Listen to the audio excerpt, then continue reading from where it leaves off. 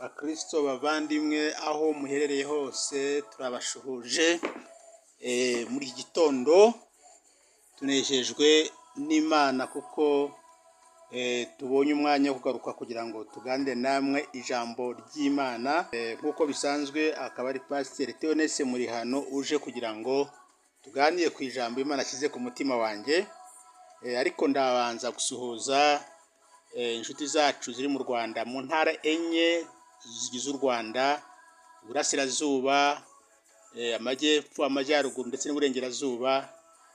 Ari inshuti yacu dukunda gusuhuza cyane nubwo ziri hose mu Rwanda, ariko inshuti yacu ba mu karere ka Kayonza idukunda turayishuhuje. Dusuhuje abari mu bihugu bya SADC byose: Zambia, Malawi, Mozambique, ndetse n'ahandi henshi tudashoboye kuvuga. Abari Burayi, abari mu Bubiligi dufite inshuti zacu, abari muri Amerika, Canada dufite inshuti, muri Australia, hirya no hino. Inshuti zacu ziherereye hose turabashuhuje kandi tubahaye ikaze. Imana ibaha umugisha. Dushuje n'abari mu biyaga bigari tubaciyeho, abari mu Burundi bashobora kumva ururimi tuvuga, abari muri Congo, abari muri Uganda, Tanzania, Kenya n'ahandi hose abazatwumva mu bihe biri imbere, abo bose tubahaye ikaze kandi turabashuje. Imana ibaha umugisha. Ndagira ngo tuganire, dusome ku ijambo tujye kuganira muri uyu mwanya riri mu butumwa bwiza uko yanditswe na Matayo ibice 14 umurongo wa 29 tugeze kwa 31. Haravuga ngo, aramusubiza ati, ngwino. Petero ava mu bwato agendesha amaguru hejuru y'amazi ngo asange Yesu, ariko abonye umuyaga ko ari mwinshi aratinya, atangira kurengerwa, aratabaza ati, databuja nkiza. Uwo mwanya Yesu arambura ukuboko kwe aramufata, aramubwira ati, yewe ufite kwizera guke we, ni iki gitumye ushidikanya? Imana idufashe kubwira ijambo tumaze gusoma, kandi Umwuka Wera atuganirize, adusobanurire, kuko niwe mwigisha uruta abandi bigisha bose. Ndagira ngo rero twihuse tuvuge kuri ijambo uko dushobozwa. Twagerageje kuriha umutwe w'amagambo uvuga ngo muhange amaso. Muhange amaso. Guhanga amaso umuntu bisobanura iki? Guhanga amaso umuntu ni ukumwerekezaho amaso ndetse n'umutima utegereje igisubizo cyangwa ubufasha runaka buza kumuvaho bitewe n'icyifuzo cyawe wamugejejeho. Turatanga urugero rwo muri Bibiliya kugira ngo byumvikane neza. Igihe cya kirema cyasabaga ngo bagifashe, Petero yaramubwiye ati, ifeza n'izahabu ntabyo dufite. Aramubwira ati, ariko icyo dufite wowe duhanga amaso, icyo dufite turakiguha. Ibyakozwe n'intumwa ibice 3 umurongo wa 4 n'uwa 5. Amaze kubivuga, abonye icyo yari abatezeho ari amafaranga, aravuga ati, wenda aba bantu bambwiye ngo ntago bafite amafaranga, ariko bafite ikindi kintu kidasanzwe bagiye kumpa. Yabashyizeho amaso, abashyiraho n'umutima, ategereje icyo kintu kidasanzwe bari bamubwiye, bari bagiye kumukorera cyangwa se bari bagiye kumuha. Uko niko guhanga amaso umuntu, si ukumushyiraho amaso gusa y'umubiri, ahubwo wamushyizeho n'umutima wawe wose. Muri ubu buryo twamaze gusoma ijambo ry'Imana, cyangwa muri context turimo tuvuga, turagira ngo turebe kugira ngo iki gikorwa cyo guhanga amaso kibeho, agomba kubaho abantu babiri. Agomba kubaho uhanga amaso, uwo yahanga, noneho hakabaho n'impamvu ituma ayamuhanga. Icya mbere, uhanga amaso tuvuga hano ni wowe cyangwa se nanjye cyangwa se n'umuntu akayahanga Yesu bitewe n'impamvu runaka ayamuhanze. Hari impamvu nyinshi zishobora gutuma duhanga amaso Yesu. Icya mbere, ushobora kuba ufite uburwayi kuko izi mpamvu zituma duhanga Yesu amaso ni impamvu tudashobora gukemura ubwacu, ni impamvu tudashobora gukemuza amafaranga, ubushobozi cyangwa se inshuti zacu zidashobora kudufashamo. Muri izo mpamvu harimo yenda rimaze kuvuga nk'uburwayi.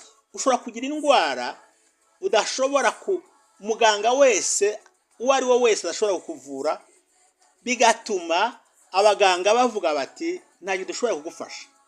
Kera abantu bakijya mu bapfumu, n'ubu arabakijyayo. Abapfumu ngo iyo ananiwe agatera ibyo bitaga inzuzi ze akazikoresha, ajya avuga ngo dore uko ibintu bimeze gutya na gutya na gutya na gutya. Uwagiye kuraguza ngo akamubaza ati se noneho insinzi ni iyihe? Ngo akavuga ati nta nsinzi mbona kereka ku Mana yonyine gusa. Abapfumu nabo abajyaga bajyayo bajyaga batubwira aya magambo ko hari igihe umupfumu ngo atera inzuzi ze ngo akavuga ati nta nsinzi nimo mbona kereka ku Mana yonyine gusa. Uko niko umuntu wese ameze. Ubushobozi bwe bw'umuntu uwo ari we wese bufite umupaka. Iyo rero ubushobozi bw'umuntu bufite umupaka, wa wundi waruhanze amaso, nibwo akenshi umwana w'umuntu atangira gutekereza ku Mana, kuko yo ubushobozi bwayo butagira umupaka, butagira aho bugarukira. Irindi jambo, ushobora kumuhanga amaso uwo tuvuga ni Yesu, kugira ngo agufashe mu bibazo runaka ufite mu buzima bwawe cyangwa umuryango wawe. Usoma igitabo cyo kubara ibice 21 ku murongo w'8, dusanga umunsi umwe ubwo Abisirayeli bacumuraga ku Mana, Imana ikabateza inzoka ngo z'ubumara zikabarya. Bagiye gushira, nuko Imana ngo itegeka Mose iramubwira iti genda ucure inzoka y'umuringa uyimanike, noneho umuntu wese uzitegereza kuri iyo nzoka azakira ubumara bw'inzoka zizaba cyangwa zizaba zamuriye. Mose yarayicuze, amaze kuyicura ngo umuntu wese warebye ku iyo nzoka yari imanitse ntacyo ubumara bw'inzoka busanzwe bwamutwaraga. Bisobanura iki? Bisobanura ko iyo uhanze amaso kuri Yesu, iyo uhanze amaso kuri Yesu, ibibazo ushobora guhura nabyo mu buzima bwawe bimeze nka za nzoka ntacyo bishobora kugutwara, kuko ubuhanze amaso kuri Yesu ufite ubushobozi, ufite ububasha kuruta ibibazo uhura nabyo. Mu buzima bw'abantu ibibazo ni byinshi, intambara ni nyinshi, ibitugoye ni byinshi, ibidafite ibisubizo ni byinshi, mu miryango yacu, mu kazi dukora, mu mibereho yacu ya buri munsi, mu bo tubana. Ufite urubyaro cyangwa se wararubuze, ufite akazi cyangwa utagafite, ibintu byose muri ubu buzima biduhindukira ibibazo, biduhindukira ibigeragezo.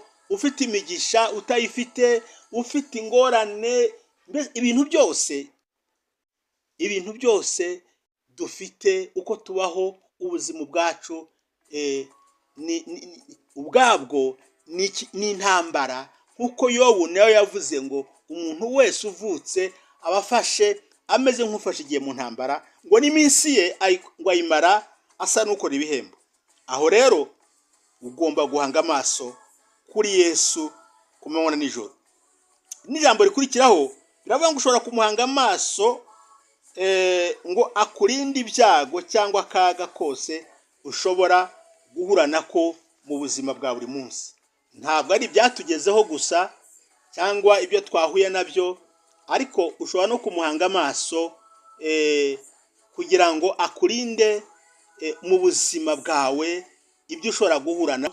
Hari umuririmbyi mu ndirimbo zo gushimisha yaravuze ngo mbese ujye umuhanga amaso kugira ngo niyo wagera mu rupfu uzabimubwire, ngo ujye umuhanga amaso ibihe byose, kabone naho waba utinya no gupfa nabyo ubimubwire, kuko ibyo duhura nabyo, ibyo dutinya guhura nabyo, ibitubaho cyangwa se ibyo dutekereza dushobora guhura nabyo ni byinshi mu buzima, ariko niyo mpamvu ibyo byose bigusaba guhanga amaso kuri Yesu kugira ngo akurinde muri ibyo byose, akurinde mu ntambara ziri imbere yawe, akurinde mu bushomeri buri imbere yawe. Isi igenda ihinduka umunsi ku wundi, abantu barangiza kwiga bakabura imirimo, abantu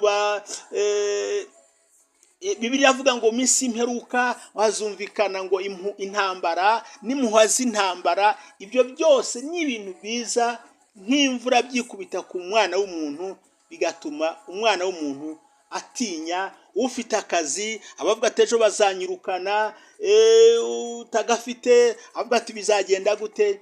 Uko niko ubuzima bumeze.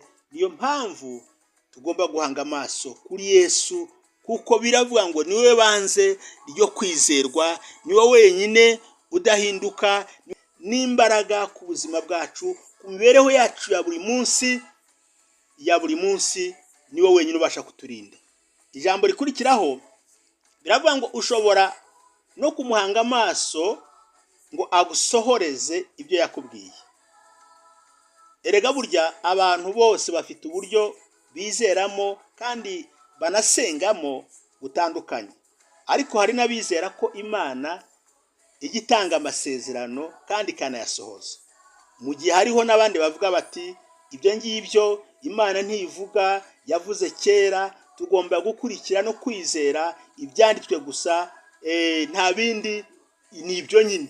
Ariko tujye hagati tuvuge tuti byaba ari iby'Imana yavuze byanditswe muri Bibiliya, uretse ko na n'uyu munsi Imana iranavuga, na n'uyu munsi Imana ntabwo ihinduka. Umwanditsi w'Abaheburayo ibice 13 umurongo w'8 yaravuze ngo uko Yesu Kristo yari arejo n'uyu munsi niko ari, kandi niko azahoraho ibihe byose. None reka tuvuge tuti byaba ari byo wasomye muri Bibiliya ukabyizera nk'isezerano ryawe, byaba ari byo Imana yakubwiye ubwayo, kuko Imana iravuga. Na n'uyu munsi Imana iravuga, Imana irakora. Biranditswe muri Yesaya biravuga ngo kuko kwiteka ntikwaheze ngo arirwe gukiza, n'akanwa ke n'ugutwi kwe ntikwapfuye n'urwe kumva. Imana na n'uyu munsi ko yari kera n'uyu munsi niko iri. Nimba yaravugaga n'uyu munsi iravuga, nimba yarebaga n'uyu munsi irareba, nimba uko yari iri n'uyu munsi byakoraga n'uyu munsi basha kubikora. Ubwo rero tuvuge ku bijyanye gusa no gutegereza iby'Imana yakubwiye, yaba ari isezerano wasomye, yaba ari ryo Imana yakubwiye ubwayo mu iyerekwa cyangwa mu nzozi cyangwa se mu buhanuzi bundi. Imana ifite inzira nyinshi, nk'uko umwanditsi w'imigani yabivuze. Imana ifite inzira nyinshi ivuganamo n'abantu. Ubwo rero ubwo buryo bwose Imana ivuganye nawe bugusaba kuyitegereza no kwihanga amaso kugira ngo isoze ibyo yakubwiye. Mu kurangiza ndagira ngo nkubaze, unteze amatwi uri mu nyumva wumva ubu butumwa ahangaha muri uyu mwanya cyangwa se mu kindi gihe icyo ari cyo cyose, wowe ninde uhanze amaso cyangwa se niki uhanze amaso? Ndagira ngo nkubwire, ibindi bintu byose abantu bahanga amaso, byaba ari imiryango, byaba ari abakomeye, byaba ari imirimo, byaba ari iki, ibintu byose biriho ni ibintu biri temporary, bimara igihe gitoya, bishobora kurangira. Icyubahiro cy'abantu kijya gishira, abantu najyaga numva ubutunzi bugashira. Najyaga numva abantu bavuga ngo umuntu gusaba uwo yimye, umuntu ubutunzi bugashira akajya gusaba uwo yimye, icyubahiro cy'umuntu kikarangira, agasigara ari umuntu usanzwe nk'abandi bantu bose. Bisobanura ngo ibyo watekereza byose ko bigufitiye akamaro, akaba ari byo uhanga amaso, akaba ari byo utekereza ko bikubeshejeho. Nagira nkubwire ni ibintu biri temporary by'igihe gitoya, ariko ukwiye guhanga amaso kuri Yesu wenyine gusa. Kandi impamvu ari ngombwa kumuhanga amaso wenyine gusa nuko ari we wenyine ushobora byose, niwe ufite ububasha bw'ibihe byose, niwe ufite ubushobozi bw'iminsi yose. Nta kihe na kimwe we ajya ahinduka, ntabwo asaza, ntabwo ingoma ye Daniyeli yaranditswe ngo n'iyiteka ryose, ntabwo izahanguka, ntabwo izashira. Ijambo rye rifite ubushobozi, ryagize ubushobozi mu bihe bya kera, ubwo yaremaga, ubwo yabeshagaho byose ibyo tubona uyu munsi. Kandi ijambo rye riracyafite ubushobozi n'uyu munsi ku buzima bwawe, ku mibereho yawe, ndetse no mu gihe kizaza. Ijambo rya nyuma ni uko Yesu Kristo ari we muremyi wacu, aradukunda, atwitaho, kandi niwe utubera amaso ibihe byose. Ndetse Bibiliya navuga ngo ni nawe mutambyi ubu ngubu ngo uri iburyo bw'Imana udusabira ku manywa na nijoro, ngo uko twebwe tutazi uburyo bwo gusaba. Imana rero idufashe. Mwene data, aho uri hose uhange amaso muri iki gihe, muri uku kwezi kwa gatanu dutangiye. Imana ikugirire neza. Nicyo kiganiro cya mbere dukoze muri ukwezi kwa gatanu. Uhanga amaso kuri Yesu mu kwezi kwa gatanu. Nagira ngo nkubwire, uzi ibyo wahuye nabyo mu kwezi kwa kane, ibyo byo wabasha no kubivuga ukabibwira abantu, ariko ibikurindiriye mu kwezi kwa gatanu ntabwo ubizi, ibi imbere yawe ntabwo ubizi.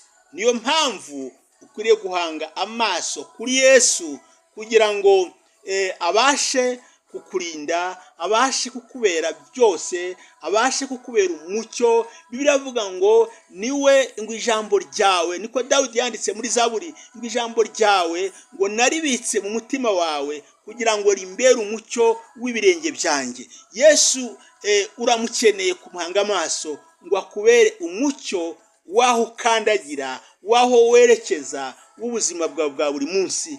Imana idufashe, Imana itugirire neza. Turarangije. Imana ibaha umugisha. Ariko ndangize mvuga ngo ese ninde, niki uhanze kw'amaso muri ibi bihe?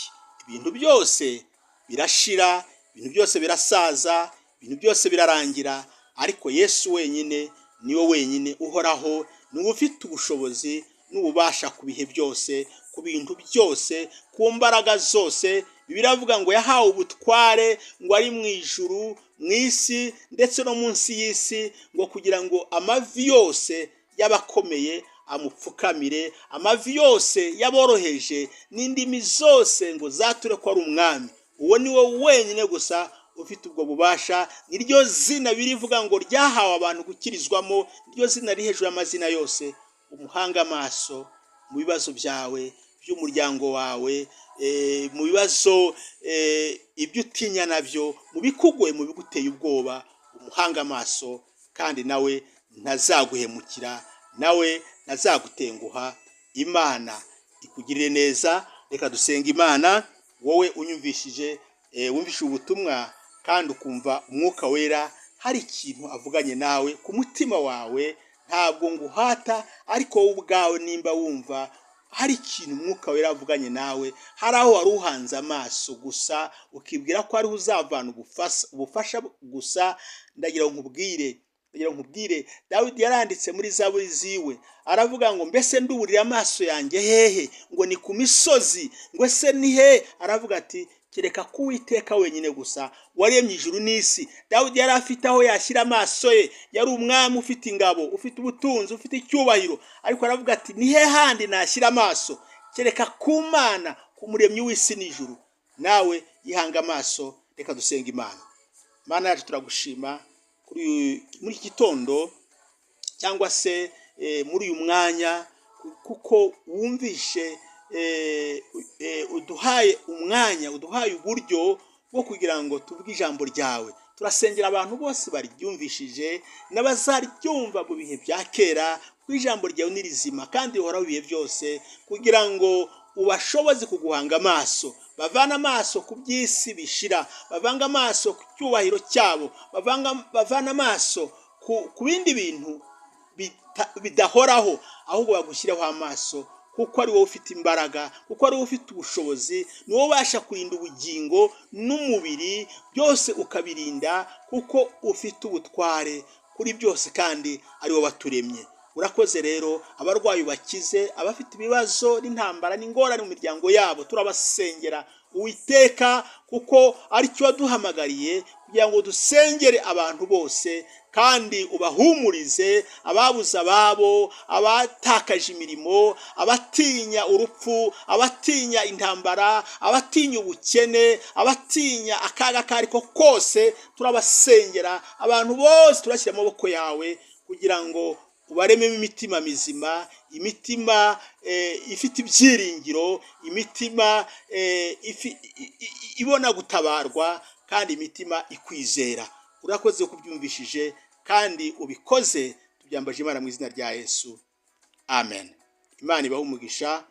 Nk'uko bisanzwe iyo turangije tujya tubabwira tuti inkunga yanyu irakenewe, tuhora tubibasaba kandi turashimira abamaze kubikora, nubwo atari benshi ugereranije n'abadukurikira, ariko turabasaba kugira ngo mudutere inkunga, mudukore subscribe, mudukorere comment, mukore share, mukore kugira ngo ubu butumwa tuvuga bukwire ku bantu bose, kandi natwe bidufashe kugira ngo tubone ko ibyo dukora hari ababiha agaciro, kandi turashimira nk'uko twabivuze abamaze kubikora. Imana ibahe umugisha, n'abatarabikora namwe turabibasaba kugira ngo mudutere inkunga, kandi namwe birabafasha, kuko igihe cyose dushyize ikiganiro mushobora kubimenya, hanyuma tukabana, kandi turifuza ko uyu muryango ukura ukaba mugari. Najyaga nkorera ku mazina ya YouTube uvuga ngo ni muri hano Theoneste, ariko ngira ngo muraza kubibona ko nahinduye amazina, nyavana ku izina ryanjye, ndavuga tuyita izina rivuga ngo ni Impanda TV 25. Impanda TV 25, ubyanditse ushobora kubona n'ibindi biganiro byose twagiye dukora no mu minsi ibanziriza iyi ngiyi. Imana ibahe umugisha rero. Turashimira na Korali Rehobote, tujya dufatanya muri uyu murimo, tugakoresha ibihimbano byabo kugira ngo dushobore gukora umurimo w'Imana. Nabo Imana ibahe umugisha, kandi indirimbo zabo muzikeneye mwazisanga kuri YouTube, niho ziri. Indirimbo z'ubutumwa bwiza, ni indirimbo zizafasha ubugingo bwanyu kugira ngo burusheho kuba maso kandi no gutegereza umwami Yesu. Imana rero ibahe umugisha mu izina rya Yesu, amen.